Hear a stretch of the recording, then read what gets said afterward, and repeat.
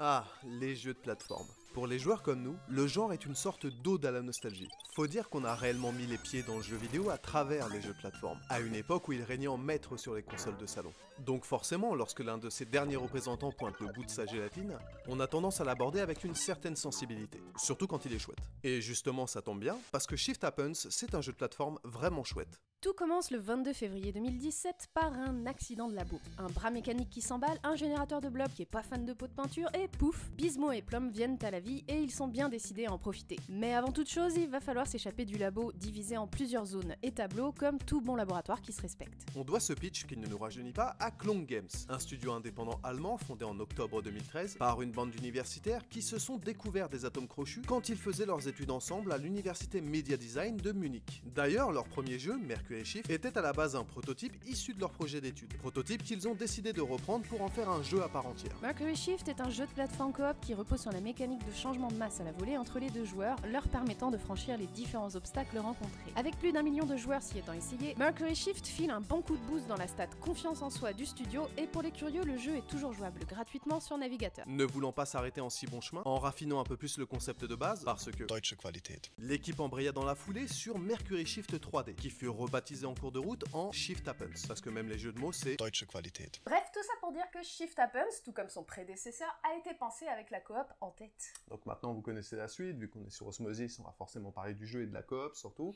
Donc voilà, t'as fait du Joule là? Dans Shift Happens, vous êtes aux commandes de Gizmo et Plum, deux blobs rigolos qui sont capables de transférer leur gradubide en pressant une simple touche. RT si tu voudrais faire pareil chez toi. En mode Rikiki, le joueur est capable de sauter plus loin et peut se faufiler dans des passages plus exigus. Inversement, quand le joueur a de la brioche, il perd de sa détente au profit d'une plus grande taille et d'une force accrue, lui permettant de soulever et jeter les objets et surtout son compagnon, histoire d'atteindre des coins hors de portée. Naturellement, le but sera d'utiliser intelligemment le changement de masse pour triompher des différents niveaux, qui proposeront d'ailleurs régulièrement de nouveaux mécanismes basés sur la transmission de graisse. Divisés en 4 secteurs ayant une identité visuelle bien distincte, les niveaux du jeu auront systématiquement une petite zone secrète à découvrir qui vous permettront de récupérer l'entièreté des 75 boulettes de miel pops disséminées ça et là. En plus de vous offrir de quoi vous sustenter devant le club Dorothée, ces miel pops vous donneront une vie supplémentaire une fois que vous en aurez collecté assez. Ouais, parce que un jeu de plateforme sans ses anneaux, ses pièces, ses bananes ou ses miel pops à récolter qui font des one-up, bah c'est pas un vrai jeu de plateforme. Enfin, chaque level sera aussi l'occasion de mettre la main sur un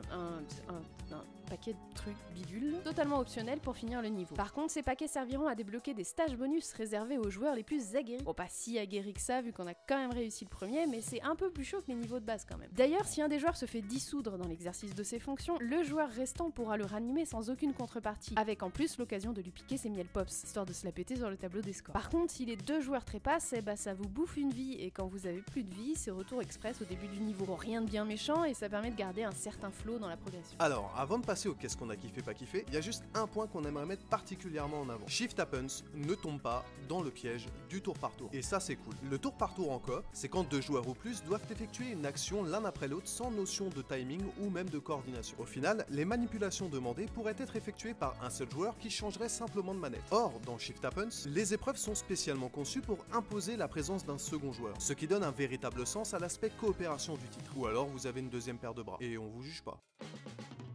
La mécanique du changement de masse est exploitée tout le long du titre. C'est un vrai jeu coop qui évite le syndrome du tour par tour. Le level design est au poil et il se renouvelle constamment. Très bonne courbe de difficulté. Tout comme Death Square, le jeu est vraiment très accessible. Secret, niveau bonus et les miel pops. La caméra n'est jamais prise en défaut et visuellement c'est extrêmement lisible. L'OST est super funky. Il y a un aspect compétition assez soft, mais qui ne vient jamais empiéter sur l'aspect coopération du titre.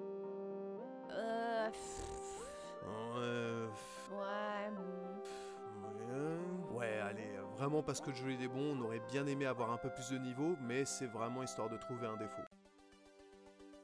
Vous l'aurez compris, c'est un quasi sans faute pour Shift Happens. Gameplay, graphisme, contenu, difficulté, OST, tout est finement ciselé pour offrir un résultat exemplaire. Et on a notamment été séduit par sa véritable composante coopération, qui fait malheureusement trop souvent défaut dans les jeux du genre. Pour tout vous dire, c'est même mon petit coup de cœur de cette année. Pour appuyer notre propos, le jeu propose bien un mode solo où vous contrôlez les deux persos en même temps, avec tous les niveaux de jeu adaptés spécialement pour. Mais de notre avis, le jeu coop est largement plus intéressant et surtout vachement plus fun. En même temps, vous êtes sur Osmosis. Ouais, on en remet des couches comme ça, mais on estime que c'est un jeu qui mérite vraiment plus de visibilité, alors n'hésitez pas à aller le tester. Voilà, cet épisode est terminé, merci à tous de l'avoir suivi. On voulait lâcher un vraiment gros merci à tous nos tipeurs parce que vous êtes de plus en plus nombreux et on s'y attendait pas et ça fait chaud au cœur, merci.